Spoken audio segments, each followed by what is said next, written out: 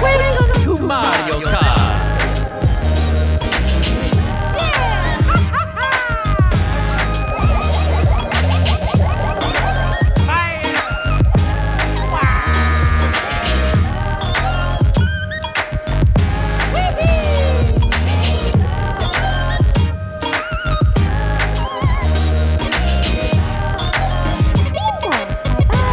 Okie dokie! Watch this. Come over here, turn on my lights. When I turn on my lights, it's super nerdy. Here is the final hitch.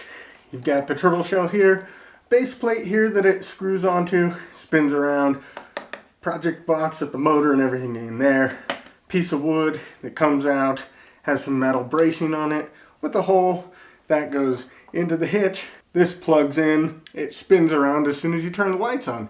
It's a pretty simple design. I had the idea for this about 7 years ago. I just didn't know how to tackle it at the time, so I gave up on it and shelved it, hoping that somebody else on the internet would come up with something like this.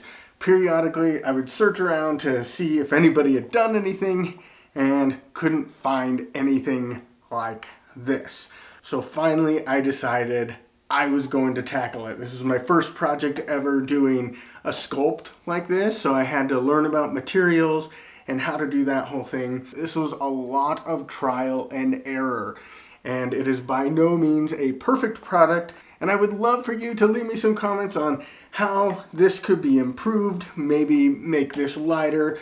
The attachment method could be greatly improved, but the rest of this video is pretty much going to be kind of a build tutorial. It's not really a step-by-step build tutorial, but just a little bit of an overview of how I put this together. For the main shape of the turtle shell, I used a foam head and two 12-ounce packages of something called paper clay. I also bought a high torque 12-volt DC motor with a 6mm shaft that runs at 30 RPM.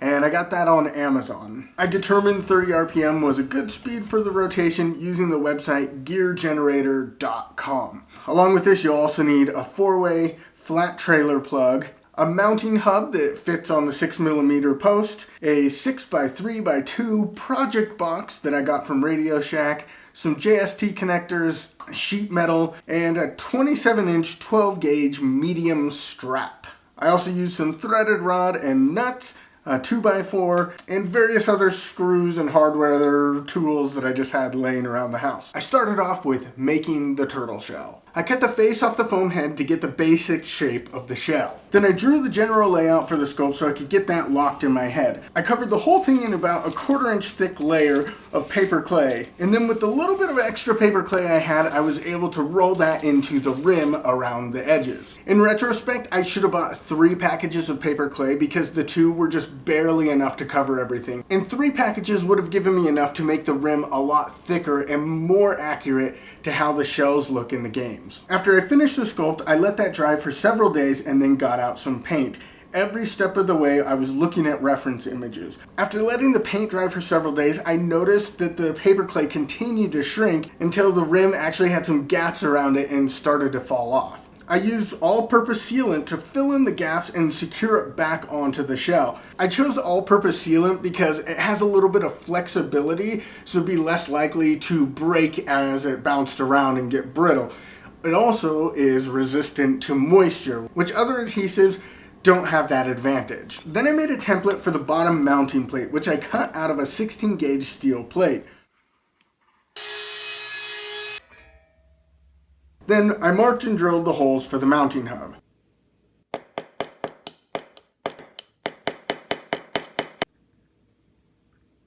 Next was wiring up the motor in the project box.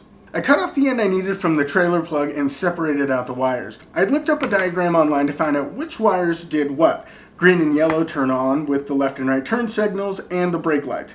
The white is the ground, and the brown is the taillights that come on when you turn the headlights on, and this is what I wanted to use to activate the spinning. I taped up the wires I wasn't going to use individually first and then together so I wouldn't get any shorts. Then I soldered the other 2 wires to a JST connector I had. I wanted to be able to unplug the motor in case I needed to disassemble anything. And the JST connector would keep me from having to desolder and resolder things. I then went and tested everything out.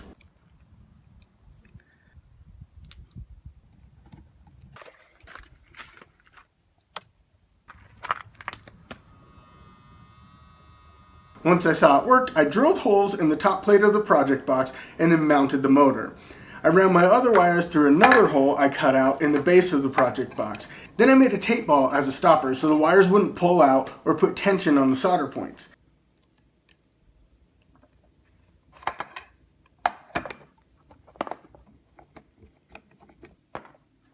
Next, I finished up the mounting plate.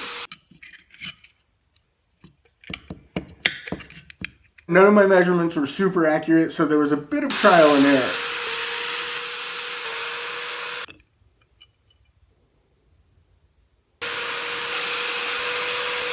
The 4 larger holes were drilled as mounting points for the shell.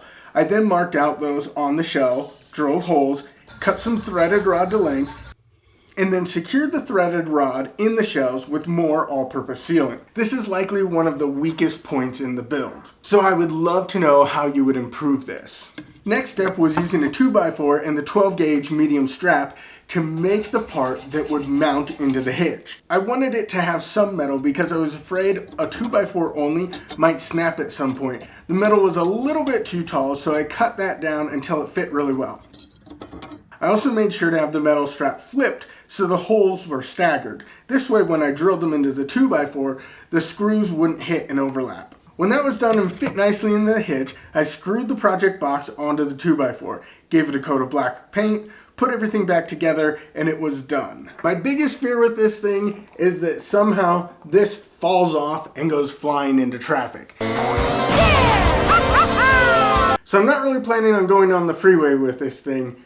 Or at least I wasn't planning on it. In the filming of this video, I had it on my hitch and forgot to take it off. Right before I got to my exit after driving an hour on the freeway, I realized this was still on the back and I was so nervous that it had fallen off. Happy to say, it held up. I probably will never do that again. It did hold up and it gives me confidence that this thing is a solid build. This was a fun project to make.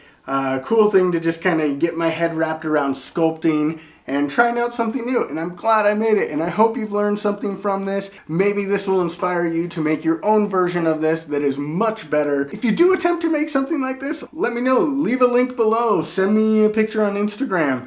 I want to see what you have done with this. If you like this, give it a thumbs up, consider subscribing. If you have suggestions for other things you want me to build, let me know that too. I may just actually do them. But as always, hope this wasn't horrible.